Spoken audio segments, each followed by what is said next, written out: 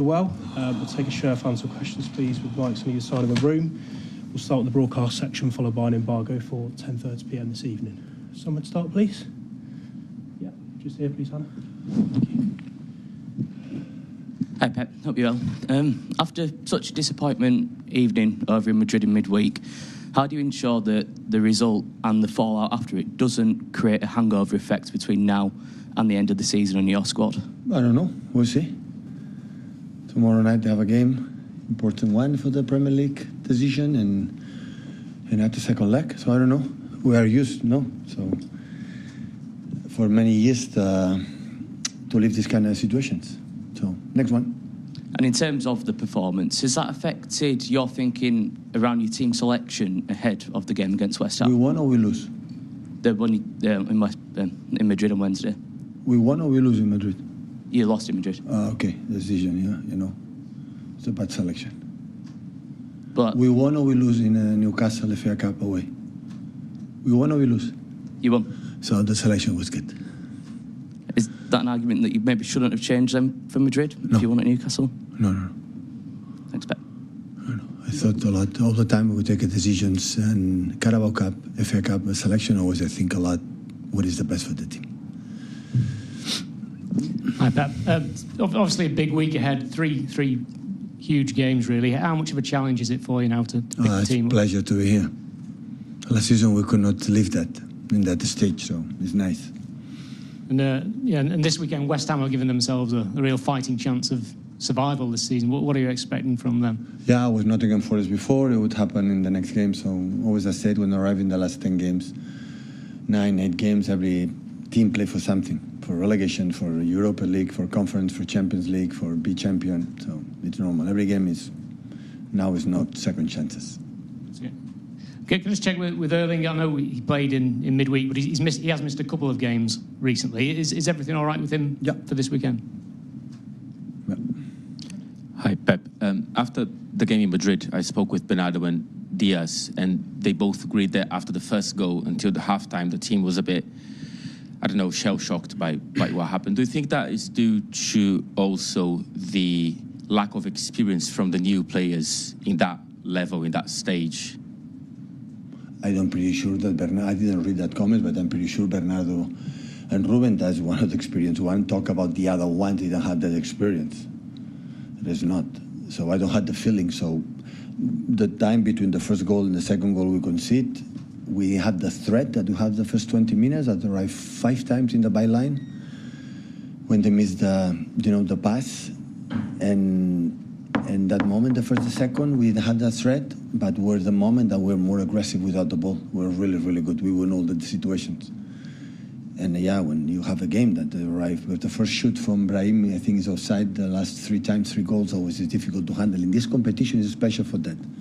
Like Ruben and Bernardo has said, that is emotion involved in the moments of the game, because in the Premier League, we say, half time, 38 fixtures in the FA Cup, okay, we're out or whatever.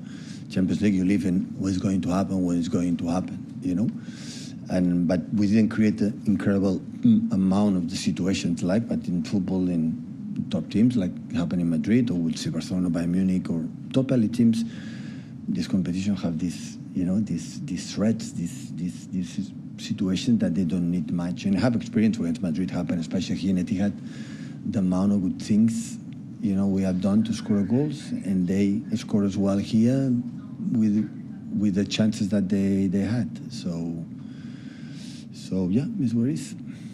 And you believe it's possible to overcome? West Ham. So now it's West Ham, and I still have time to think about it. And it's just these kind of games, I had to think to try to first score the goal to win the game, and after the game, for many plans you have, it doesn't happen. It's play the game you have to play, and after the game will dictate you have chance or not. So it's difficult, Not much dollars on the bank, bet for us, I would say. So we'll see. We'll see on Tuesday. Now it's West Ham.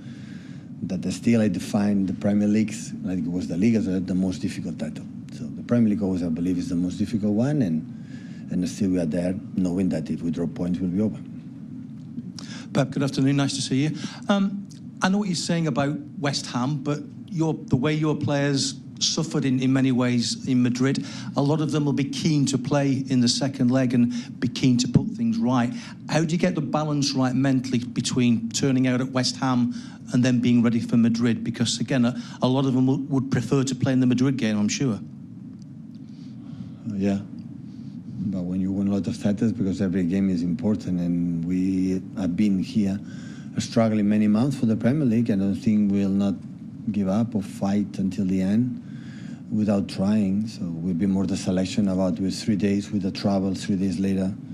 And of course, you cannot play the same 11 in 3 days. That isn't going to happen. Of course, we're going to do changes, but not thinking about, truly believe me, otherwise will not be possible. The amount of Premier Leagues we won in the last years is not important every single game. And my mind is West Ham. I understand completely that you asked me about Madrid. The first question is about that, so I understand completely, but my focus the day after when I wake up, it was Nuno, West Ham, and what we had to do. What does this week's results say about the Premier League? We've often heard it spoken about as being the best league in the world, but a lot of the Premier League teams this week It's quite similar. It's quite an analogy with the question. We're happy the selection was, but listen, it's not the first time like I've been hard. You know, I lost many times in Champions League on stage, many times, and have been massacred and decisions and what happened. So it's not first time, and I know, but in the same time, still I'm here in that position, and until the last day, I will take the positions like, and I can argue why the decision was the team selection. I will not convince you because we lost, because it's the arguments is before. I could understand it, but it's not about absolutely. What was the question? Sorry? What was the question? I just wondered whether there's a wider issue about the fact that not just yourselves have lost, but English teams in general this week have struggled. Yeah, it's the same what I said. So before, I think we are the best league in the world, right? We qualified all the teams Europa League were the best and were strong. How nice we are. And after what happened this weekend, or this midweek, after that, we are not. I'm pretty sure we are an incredible league. The Premier League organized an incredible Premier League, and the league is fantastic, but in these competitions for 1 game or 2 games, everything can happen. And that means that even being good, in other leagues they are good too.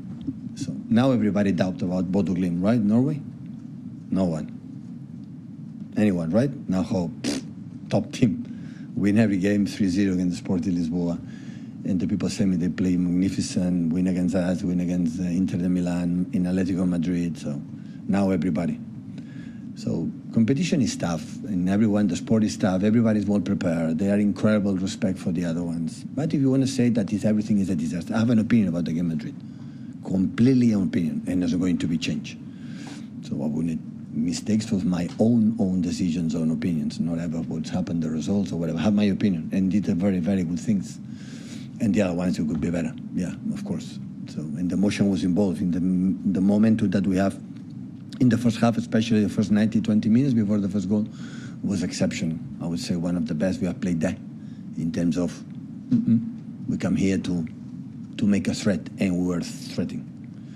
But after that, the emotions come, concede 1 goal immediately the second, of course, belonged to us, the quality of Valverde, of course, and some mistakes we have done, but it's involved. And after the emotions are involved, and it's completely different game. But even the second half, we start really well, concede a penalty that, I'm sorry, was not, and because Chicho touched the ball, and every time the emotion is again is being there. But we were there until the end. We have a 2 cut pass, we have the clear chances from Nico, with Courtois making incredible save. So we were there, and that's why. So West Ham, and will help us to be a good mood to arrive on Tuesday and try it, and we'll see the game what happens. Antoine's been named Premier League Player of the Month. How pleased are you for him and with the way he's settled in and the way he started life here? I'm so happy for him, for the incredible guy. He deserves it. I'm happy for him. And in terms of West Ham, I know you've talked about it already. They'll be desperate for points. Does that make them a little bit more dangerous when they're desperate? I mean, we're desperate too. Both were.